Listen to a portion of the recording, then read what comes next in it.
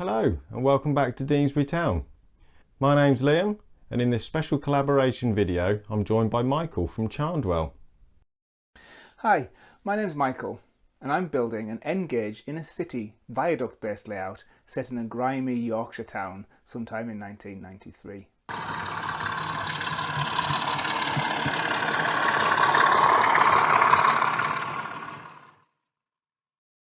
I've been building Scalescenes buildings and kits for Deansbury for around 10 years and 18 months ago I discovered Chandwell on YouTube. Truly inspired by Michael's use of the Scalescenes range to make all of the built environment on his layout Chandwell. It was through Chandwell that I got into Inkscape and started using this to aid my own scratch building. So most of what you see here today is as a result of Chandwell. If you haven't already, I recommend you check out Michael's channel. Michael and I started chatting about Inkscape, building techniques and YouTube videos, and after a while we came up with the idea of working together on a scratch build project.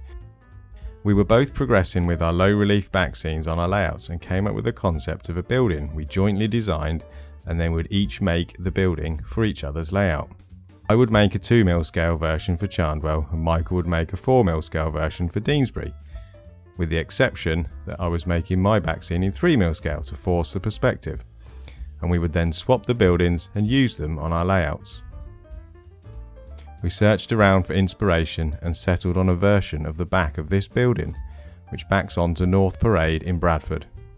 I wanted to keep the stone-based Victorian kind of look of Chandwell, whereas Liam wanted the more red brick flavour of Stoke, and we thought that this building would tick both boxes just by simply using different textures.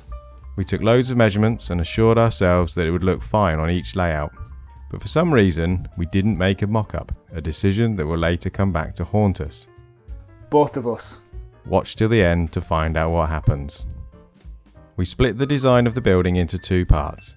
I took on the right hand side with the 60s extension and Michael did the older part of the building. Obviously we designed this in Inkscape, and once we were ready we exchanged files. Just to make things more interesting, but perhaps more disastrous, we decided not to share photos of the build in progress.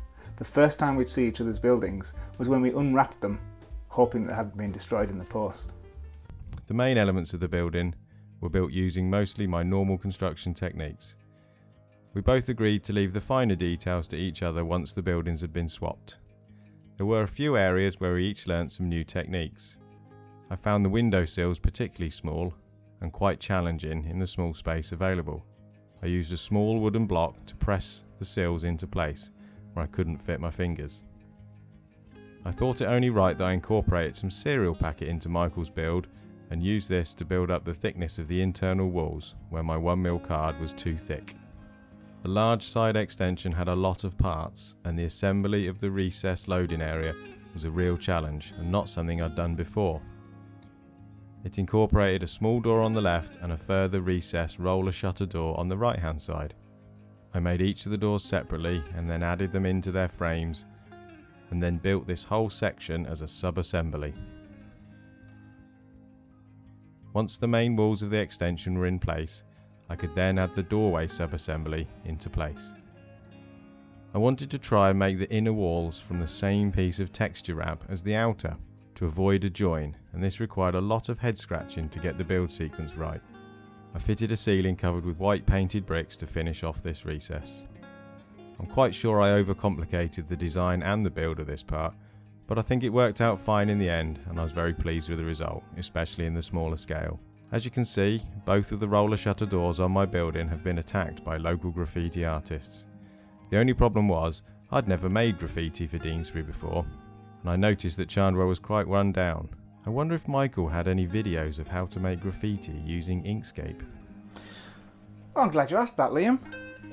I've got a video about just that. Ah yes, that looks perfect. I'll give it a go. I created the graffiti on the back doors using techniques from Michael's video, and I'm really pleased with how it's come out, and even managed to recreate some of Hocko's work. Secretly, that's me. With both of the extension parts completed, they were attached to the main building using PVA glue and the right angle jig. To finish the building off, roof capping was added using thin card wrapped in Scalescenes stone textures. I'm not sure whether it was the pressure of making a building for someone else, or I was just having a very bad month, but I lost count of the number of errors I made during this build, including printer failures, printing in black and white, cutting machine failures, parts designed and made to the wrong size which needed lots of trimming, gluing things in the wrong place or the wrong way up, and plenty of paint touch-ups where cover layers just didn't quite line up. I swear to God, this thing is cursed from the start. And many more besides that. However, conscious of the fact this building was for somebody else and not me, I persevered and was quite pleased with the end result. A custom box was then fashioned from a Pets at Home cardboard box, and the building carefully wrapped and placed inside the box and then again in another box for extra protection. As part of the warranty conditions, I added all the scraps and the offcuts and the bits that had gone wrong, and then posted off to Michael at Chandwell. The very next day, a parcel arrived for me, and after breaking through the fragile wrapping and several feet of bubble wrap, I found a bigger version of the building I've just sent to Michael. First impressions with the building was brilliant, superbly built, very sturdy, very neat, and most importantly, it was in one piece. It survived this little bit of damage and must have been to the copious amounts of bubble wrap used, and obviously the carefully written Fragile label. Although I'm sure that wasn't Michael. The standout feature of this building are the office windows with their thin grey frames. Michael has captured these very well. I must ask him how he did this. So the extension windows, believe it or not, are just an evolution of the usual sticky label technique that I use and I talk about a lot on my channel. I'm not going to tell you exactly how I did it here. I'd like you to come over and see how I did it on my video over on Chandwell. So if you're interested in seeing those windows, Liam, come over and have a watch of my video.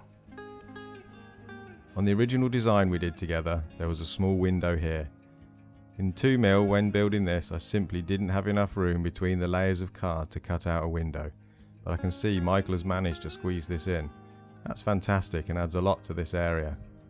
It would look great with a little light up here and a load of rubbish bins dumped here, really creating a nice scene. I noticed this is a really neat join between the two extensions here. How did you achieve that, Michael? How I do it is I cut it roughly based upon the printout that came from Inkscape, and usually that's close enough because that's what we're using to build all the bits, but obviously you can't always get the cuts exactly right. So what I do is I get it almost there, put it up. If I think maybe it needs a 0.5 millimetre off the top, I basically just put it back on my mat, cut just less than 0.5 millimetre, slice it off ever so gently with my scalpel, try it again, and then keep fettling away. As long as you use light strokes and keep the ruler roughly where you want it, eventually you get it to where it is. The overall structure of this building is really sturdy. It's interesting how we both started with the same design, but there are quite a number of differences in the detail of the builds. I really like these access holes Michael's added at the back of the building, so I can add detail and lighting to the inside. Great idea that I think I'll incorporate on some of my future builds. So, the final test. Let's try in situ on the layout. As part of the back scene, this building fits here between the buildings I've built previously. I can't help but think it's a little on the big side. Probably not helped by the fact the building it's next to is rather small. After several message exchanges and a lengthy conversation, we both came to the difficult decision that the buildings, although great in their own right, somehow just didn't quite sit right on each other's layout.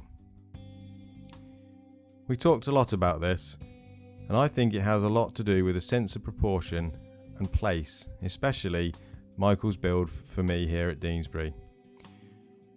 What I've come to realise is that the scale of the buildings in Bradford, which is where this building took its inspiration from, is simply far grander and larger than the buildings in Stoke and Hanley, where most of the buildings from Deansbury originate from. And hence, a building with 10 to 12 foot high ceilings in full scale might look great in Chandwell. I think it looks out of scale in Deansbury compared to the other buildings. Had we both built that mock-up, we may have realised this a lot earlier on. However, all is not lost, and the scale of the build, for me, means it works well in 4mm scale, and may yet find a home at the top of Market Hill on Deansbury, so I'll leave it here for now, and that may well be a future video. For now, I think I'll need to return to Hanley for some more inspiration to fill this gap. All in all, it's been great fun to work with Michael. We've both learnt a lot about each other's and our own techniques. And hopefully you found this video entertaining too. To see Michael's version of events in this ultimately tragic tale, please do check the link out to Michael's video.